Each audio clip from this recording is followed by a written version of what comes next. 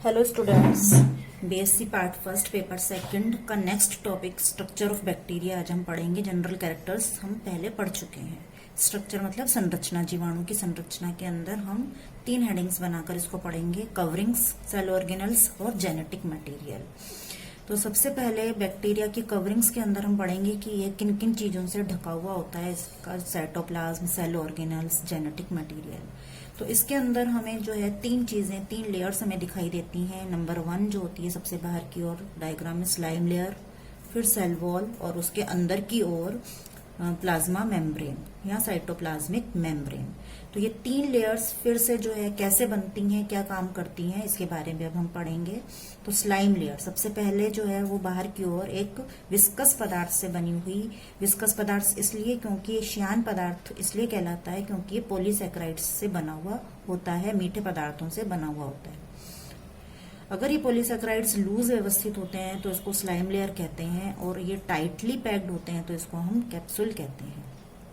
Slime layer या capsule सभी bacteria के अंदर नहीं पाया जाता है। कुछ बैक्टीरिया में पाया जाता है, कुछ में नहीं पाया जाता है। जिनमें पाया जाता है वो बैक्टीरिया पैथोजेनिक होते हैं, और उनमें ये जो बाहर की ओर आपको धागे से, तंतु से दिखाई दे रहे हैं, ये नहीं होते। इनको ट्राइकोम्स कहते हैं, और इस कारण इनको एट्राइकस बैक्टीरिया कहा जाता है। स्लाइम लेयर बैक्टीरिया को डेसिकेशन से बचाती है, इसको सूखने से बचाती है। इसके कारण ये सूखता नहीं है और लंबे समय तक जो है ये जीवित अवस्था में रहता है। इसके अंदर की ओर हम आगे बढ़े स्लाइम लेयर से, तो एक दृढ़ झिल्ली में अत्यधिक दृढ़ और अविले पदार्थों का, बहुलक पदार्थों का बना हुआ एक लेयर दिखाई देता है, जिसको कि हम सेल वॉल कहते हैं।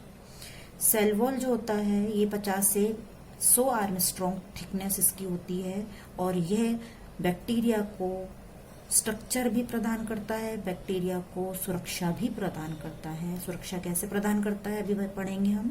यह एक बहुलक है जो कि केवल प्रोकैरियोटिक पदार्थों में ही पाया जाता है, म्यूरिन या पेप्टिडोग्लाइकॉन, जिससे कि सेल वॉल बैक्टीरिया की बनी होती है। यह पेप्टिडोग्लाइकॉन एन एसिटाइल ग्लूकोज अमीन या एन एसिटाइल म्यूरेमिक एसिड के रूप में पाया जाता है। इसके अलावा इसमें अमीनो एसिड्स और पॉलीसैकेराइड्स भी पाए जाते हैं। अमीनो एसिड और पॉलीसैकेराइड्स मिलकर पेप्टिडोग्लाइकॉन या म्यूकोपेप्टाइड एक पॉलीमर का निर्माण करते हैं। तो मैंने आपको बताया कि सेल वॉल जो है इसको दृढ़ता प्रदान करती है, शेप प्रदान करती है, साथ ही ये इसको सुरक्षा देती है, क्योंकि ये बहुत सारे पदार्थ जो कि बैक्टीरिया की कोशिकाओं को नुकसान पहुंचाते हैं उनको कोशिका के अंदर आने से रोकती है, जैसे एंटीबायोटिक्स है। जीवाणु जो कि हमारे शरीर के अंदर रहते हैं और हमें बीमार करते हैं, तो उनको नष्ट करने के लिए हम एंटीबायोटिक्स खाते हैं। तो कुछ बैक्टीरिया ऐसे होते हैं जिन पर कि सभी कुछ एंटीबायोटिक्स जो है वो असर नहीं करते हैं। वो इसलिए नहीं करते हैं क्योंकि सेल वॉल जो है इन एंटीबायोटिक्स को उसके अंदर जाने से रोकती है। बहुत से अभिरंजक होते हैं जो कि सेल वॉल अपने अंदर नहीं आने देती है। हमारे शरीर के अंदर बाइल जूस और सॉल्ट और एंजाइम्स होते हैं जो कि बैक्टीरिया को नष्ट कर सकते हैं। इन्हें भी कुछ बैक्टीरिया की सेल वॉल जो होती है वो अपने अंदर आने से रोकती है।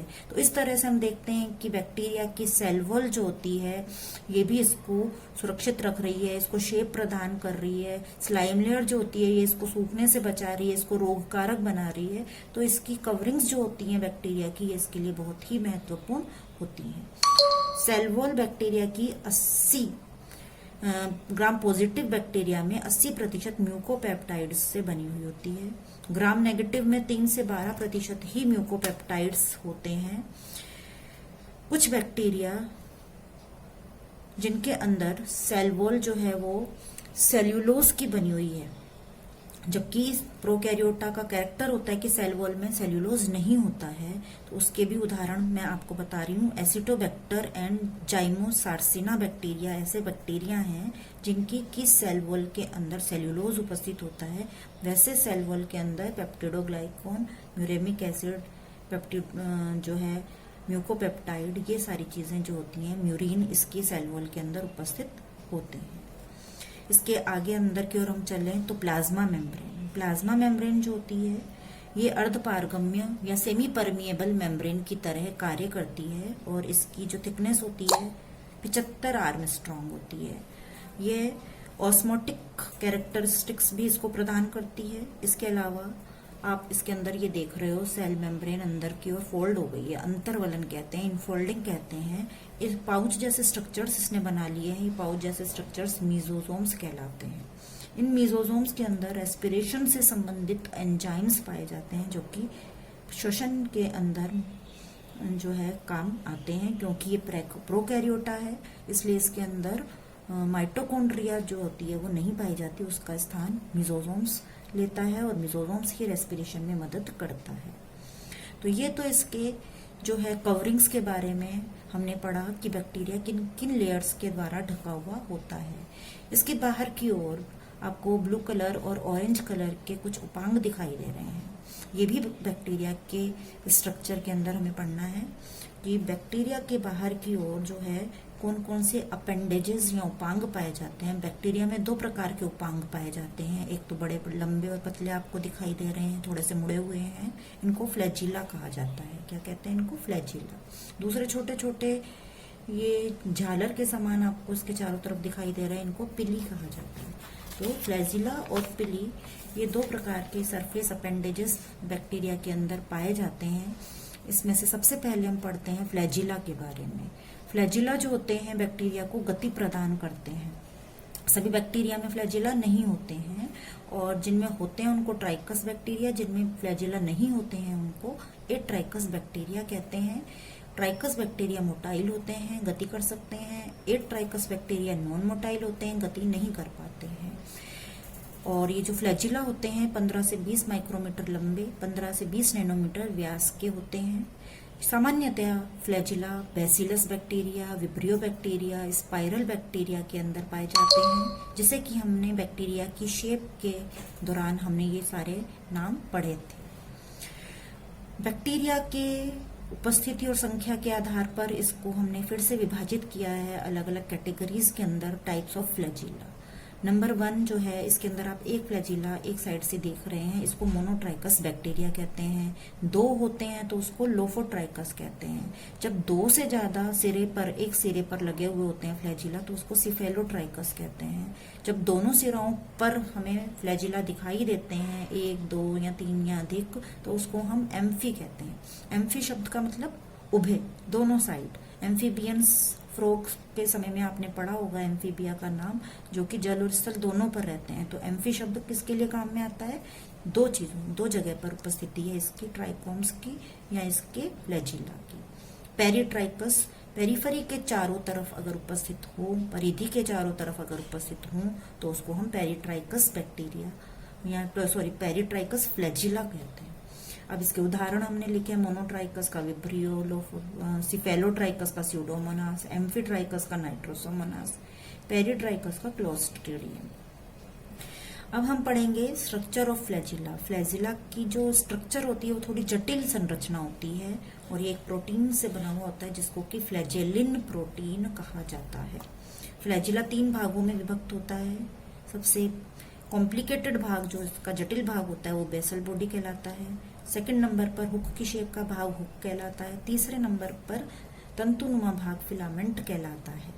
बेसल बॉडी जो कि मैंने कहा एक जटिल संरचना होती है, यह एक रोड, एक छड़ और उसके चारों तरफ 4 रिंग्स के घिरने से बनती है।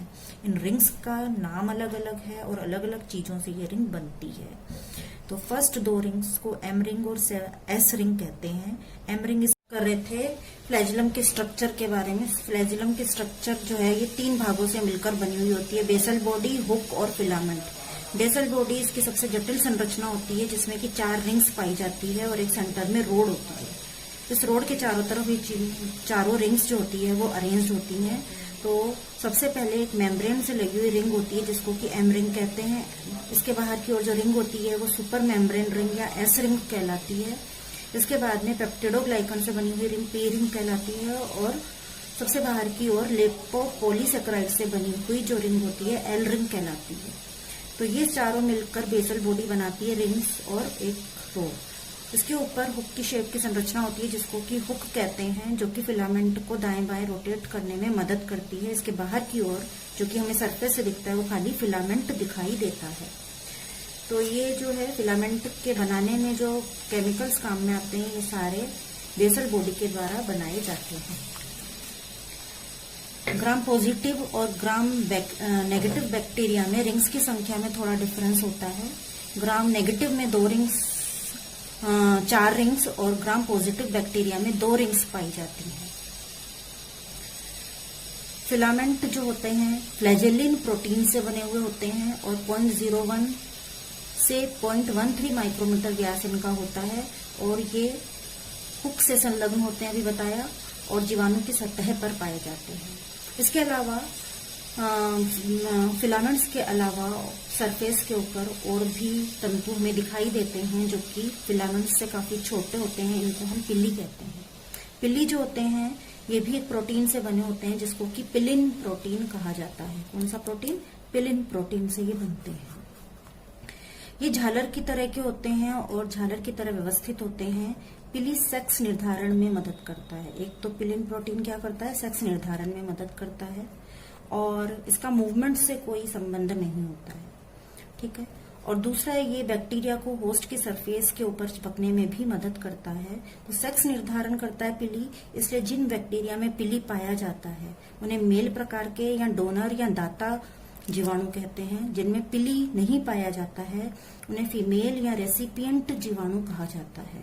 तो ये एक डायग्राम बनाया है जिसमें कि बड़े बड़े जो फाइबर्स आप